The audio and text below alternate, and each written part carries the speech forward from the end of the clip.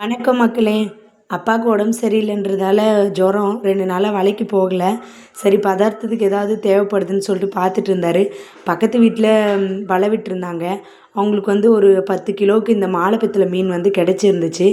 அவங்க விற்கிறதுக்கு போக மீதி மீனை வந்து அக்கம் பக்கத்தில் இருக்கிற வீட்டுக்கெலாம் நிறைய பேருக்கு கேட்டவங்களுக்கு கொடுத்தாங்க. நம்ம ஏரியாவை பொறுத்த வரைக்கும் அப்படி தாங்க. ஏன்னா மீனை பொறுத்தவரை மற்றவங்களுக்கு தேவைப்படுது அக்கம் பக்கத்தில் அப்படின்னா முடிஞ்ச வரைக்கும் ஒருத்தருக்கு ஷேர் பண்ணிப்பாங்க. அது 1 கிலோ 2 கிலோவாக இருந்தாலும் சரி, அதுக்கு காசெல்லாம் எதுவும் கிடையாதுங்க. இன்றைக்கும் அப்படி தான் அப்பா 1 கிலோ மீனுக்கு அவங்கக்கிட்டேருந்து வாங்கிட்டு வந்திருந்தார். நம்மளா கேட்கலங்க, அவங்களாவே உங்களுக்கு நீங்கள் வேலைக்கு போகலையே குழம்புக்கு என்ன பண்ணுவீங்க அப்படின்ற மாதிரி மீனை கூப்பிட்டு கொடுத்தாங்க. அப்பாவும் எடுத்துகிட்டு வந்திருந்தார்.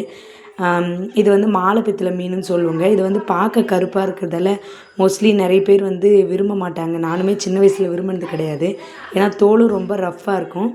ஆனால் இப்போ எல்லாம் வந்து எங்கள் அம்மா வந்து இந்த மீனோட தோலையே மொத்தமாக உரிச்சிட்டு இதை ஃப்ரை பண்ணி தராங்கங்க. சத்தியமாக டேஸ்ட்டு சூப்பராக இருக்குதுங்க.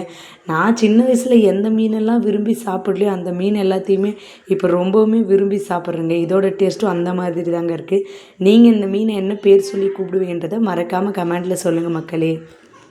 இந்த மீனை தோல் உரித்து அதுக்கப்புறம் எப்படி இருந்ததுன்றதையும் இது நாங்கள் என்ன செஞ்சு சாப்பிட்டோன்றதையும் அடுத்த வீடியோவில் நான் கண்டிப்பாக உங்களுக்கு அப்லோட் பண்ணுறேன் மக்களே.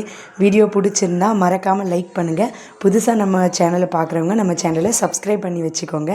மேலும் நம்மளுக்கு தெரிஞ்ச வேறு மீனோட பேரையும் அது எப்படிலாம் சமைச்சு சாப்பிடுன்ற வீடியோவையும் நான் உங்களுக்கு கண்டிப்பாக அப்லோட் பண்ணுறேன்.